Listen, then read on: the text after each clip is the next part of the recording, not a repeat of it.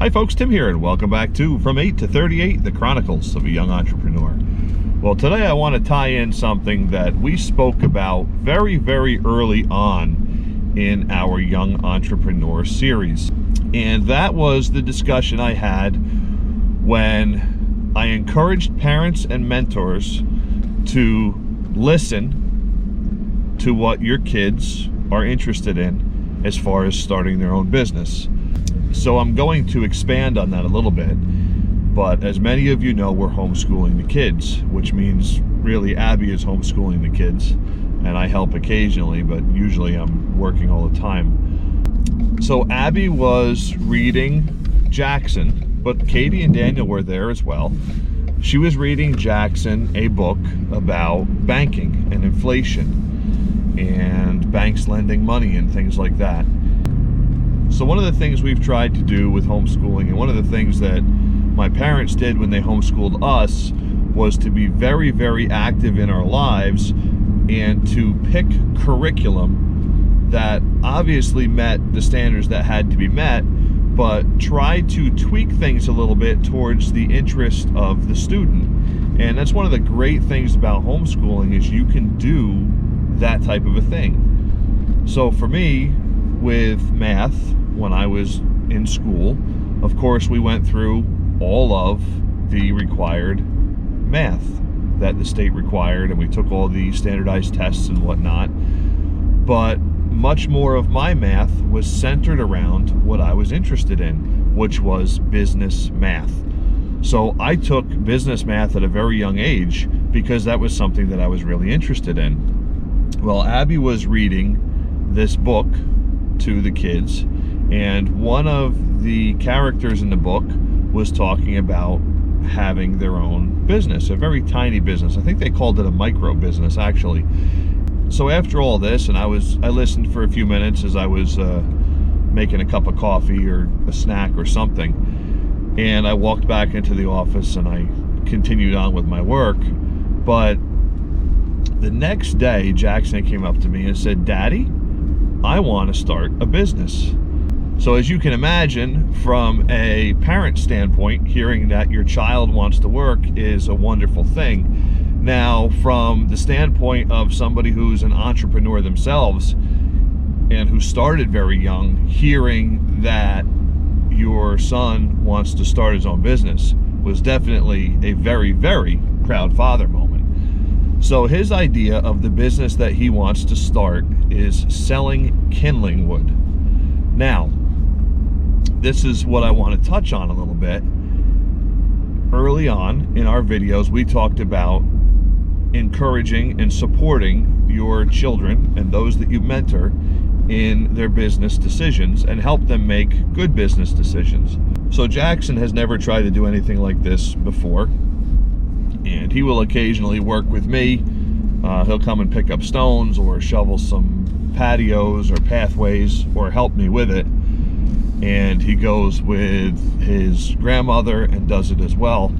So he really likes to work. Well, one of the things that my first gut reaction is, well, that's just not going to work, right? Selling kindling is not going to work. How are you going to market it? How is it going to be profitable? How is all my higher up math, basically, from running a business for so many years, is saying, this is not going to work, kid.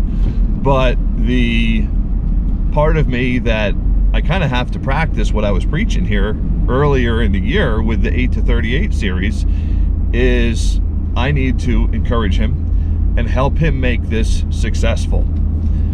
So we are going to learn how to split wood safely. We're going to learn how to market it, and we are going to learn how to package it, learn how to do accounting. So this is a great early on experiment for him, a little bit like kids selling lemonade in the neighborhood. Well, that doesn't work for us because we don't really have a neighborhood for that, but it's a great early on experiment for him to learn how to do some business type math, to create a work ethic, and it's a good opportunity for me to encourage my son to work and help him build that work ethic, teach him finances, and really what we're all hoping with our business that we have right now is that one of the kids decides they want to take it over and run it someday, or maybe more than one of the kids. But I definitely want this business that we have to stay in the family.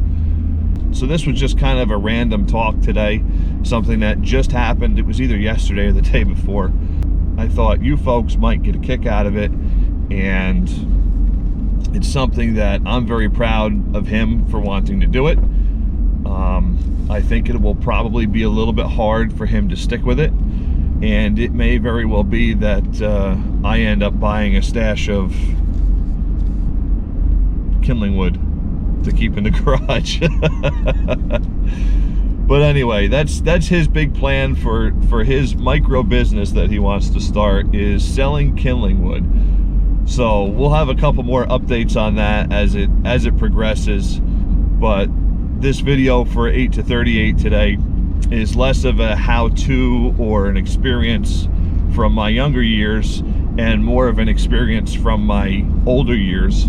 After all, it is a from 8 to 38, so it's things that happened to me and things that I've experienced along with business decisions that I've made over the last 30 years. So some of them may be business decisions that I made this very year. Anyway, that's a quick update on the series, and definitely having a lot of fun making these videos. I hope that they are at least a little bit educational for some folks out there. I hope they are helpful for some folks out there.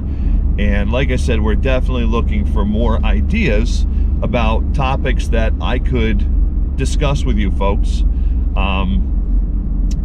If you have an idea, please comment, and you can also email us, elmendorfacres@gmail.com. So the more likes, comments, and views that our videos get, YouTube will actually promote our video more as the views go up, as the comments go up, and as the likes go up. So if you have a moment to leave a comment, like our video, especially if you could share our video. If you could share it with a friend and we gain a new subscriber over it, that would be great. But that is our discussion for today's 8 to 38 series. Again, really enjoying making these videos, and I've got one that I'm working on right now. Of course, it's all in my head, which is where everything is at this point, but I've got an idea for one about bidding and bidding jobs.